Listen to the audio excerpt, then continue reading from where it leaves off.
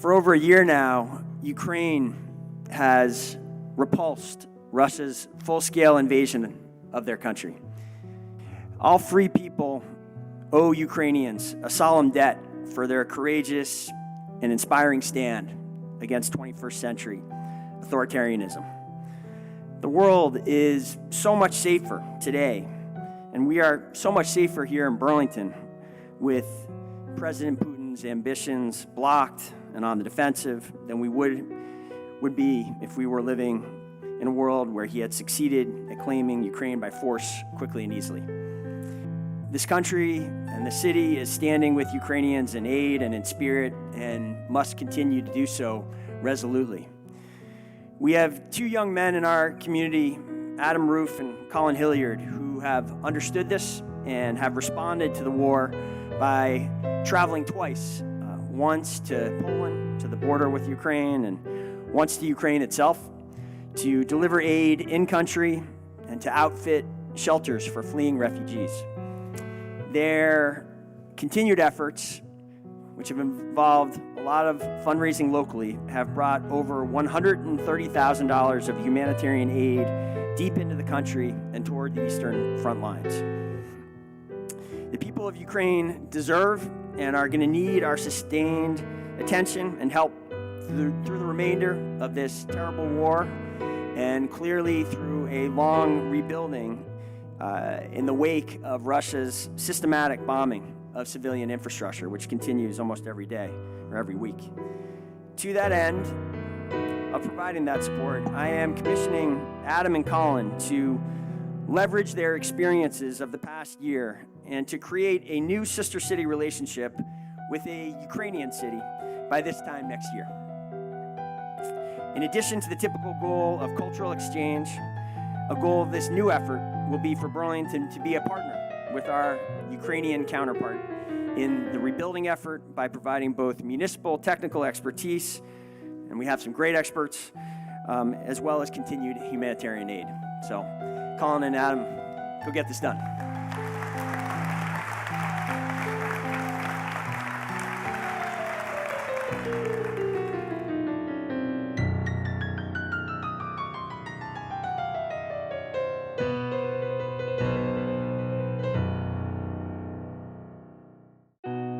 After watching the destruction and despair of the full-scale invasion in 2022, it was never a question of if we can help, but how we will help.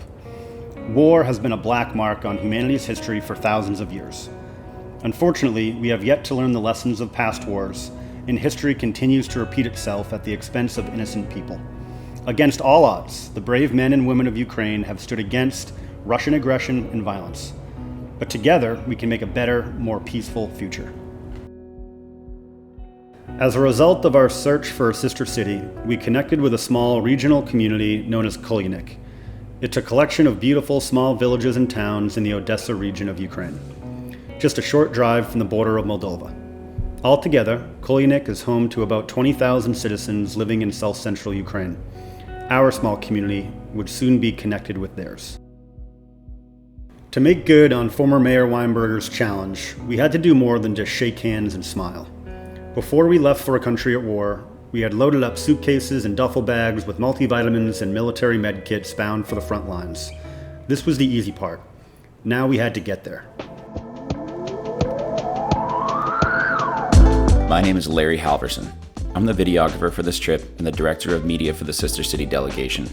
I'm 30 years old, and for my first time visiting Europe, I followed Colin and Adam into the heart of Ukraine to document this trip. Getting into a country at war is probably as complicated as you'd imagine it would be. One can't simply book a plane ticket and fly to Ukraine right now.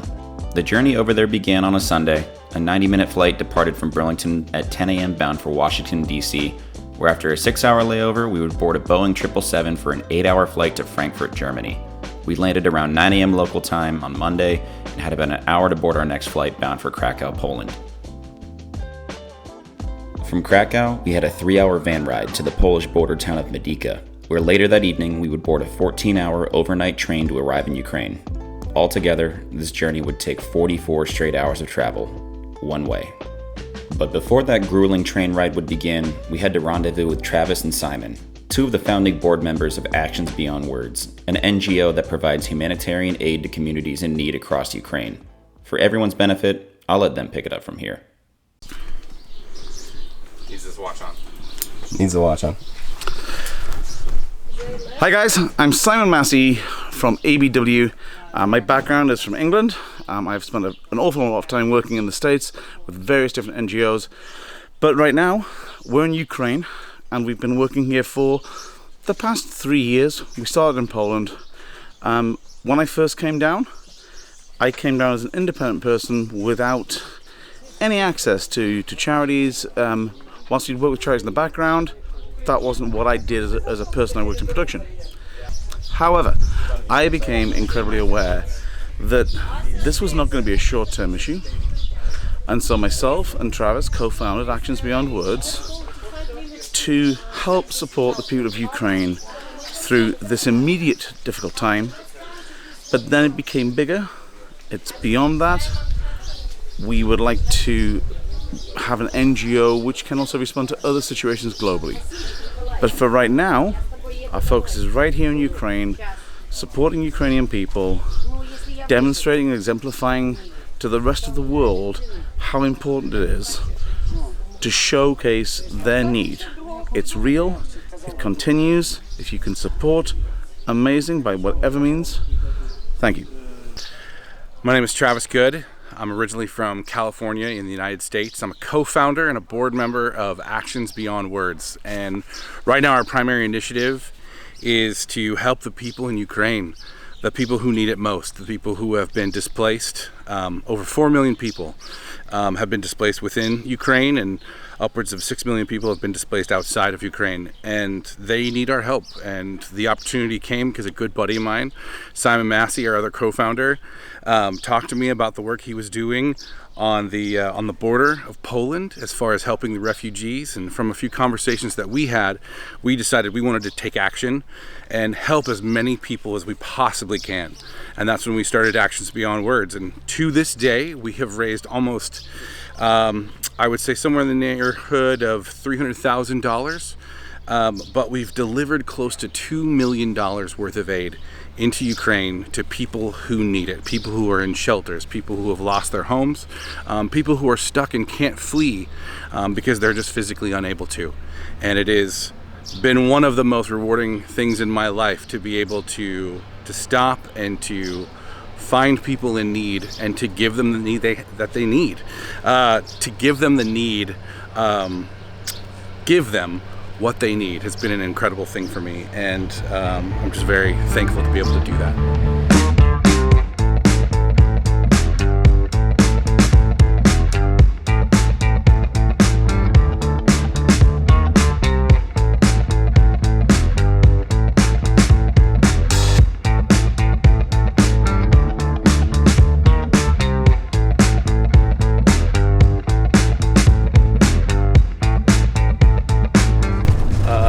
So it is day one here in Kuyalnyck.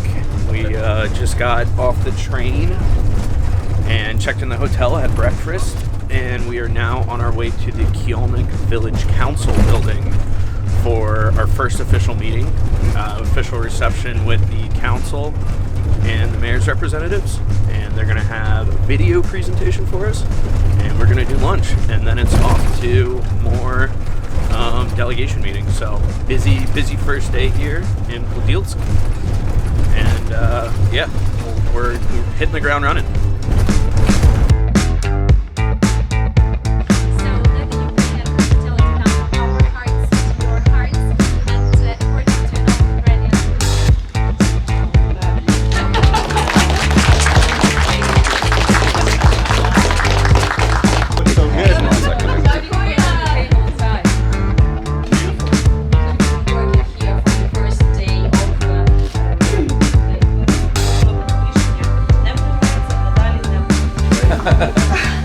The flag is signed by all members of our city council as well as our mayor, who may send their best from Vermont.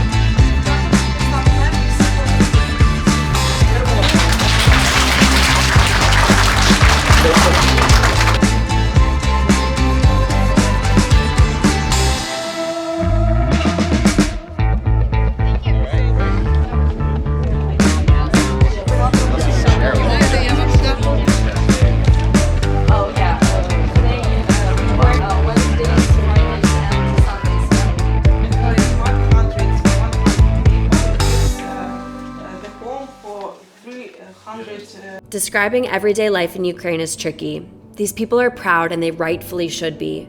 Not too far to the east of Kuyalnyck, there are tens of thousands of young men and women fighting and dying every day in the name of Ukrainian independence. While our hosts made us feel so safe, the impact of the war was always there. Just one example was the lack of young men that we saw on our journey. Nearly everyone we met, from government officials to village elders to translators and just regular folks around town, were women. That has been the reality of life in Ukraine for 2 years now. These people have tremendous pride in their culture, their fertile lands, and their flag. But equally important, they have pride in the millions of women who have had to step up and fill the societal voids left by thousands of men leaving for war. While everyday life may look different than it did 3 years ago, life in Ukraine not only goes on but thrives. There are not jobs just for men or assignments left only for women. There are only responsibilities that benefit the Kuyalnyck community, and it was very rewarding to see that any person of any gender can step up and make that happen. Beautiful.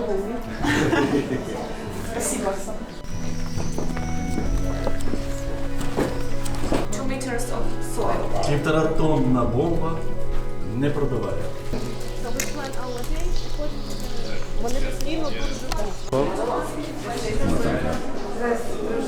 Laboratory is the heart of the medicine, and The power goes out a lot in Ukraine.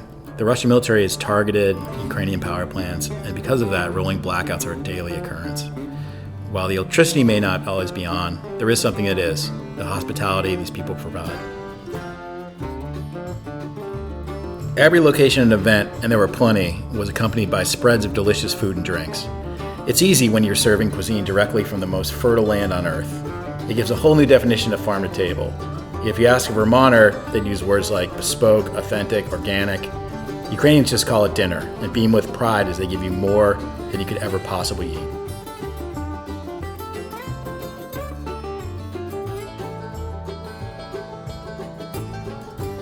It didn't matter if it was at City Hall, a hospital, or a community business summit. These people were only concerned with taking care of each other and taking care of us.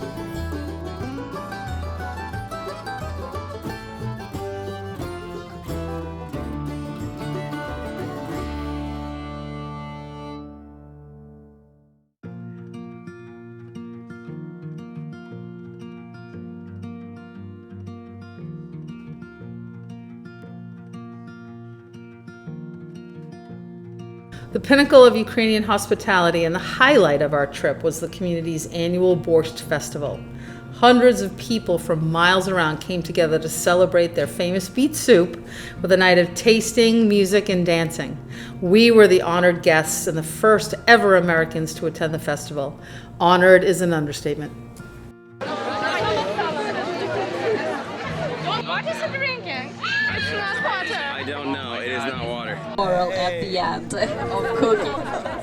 Ні. Побачите, як здобувається саме найцінніше – мука.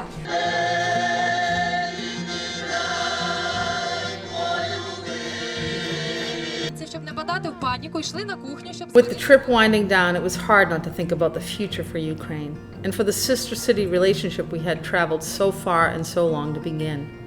We saw a Ukrainian high priest step away from his military duties one morning to bless a used truck heading for the front lines. Our translators let us know there was a good chance that truck would be blown up within the next week or two, as so many are. While today their future is bleak, there are glimpses of prosperity for post-war Ukraine. We toured a dormant industrial park just north of town that was used for compressed gas production by the former Soviet Union. And the Kuyalnyck community is actively seeking outside investment to rekindle and recapture the value of these buildings for future generations. One day, when this war ends, we hope an opportunity comes their way that puts this infrastructure back to good use.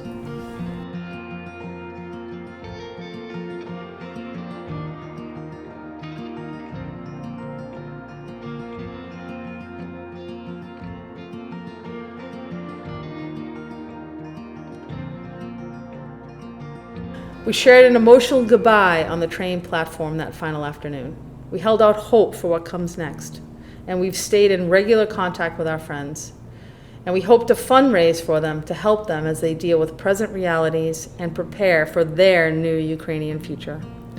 We all keep thinking how awesome it would be to bring them here to Burlington. We hope the day comes very soon when we can return the hospitality, the food, the experiences, the love, that we can show them what makes Vermont, Vermont.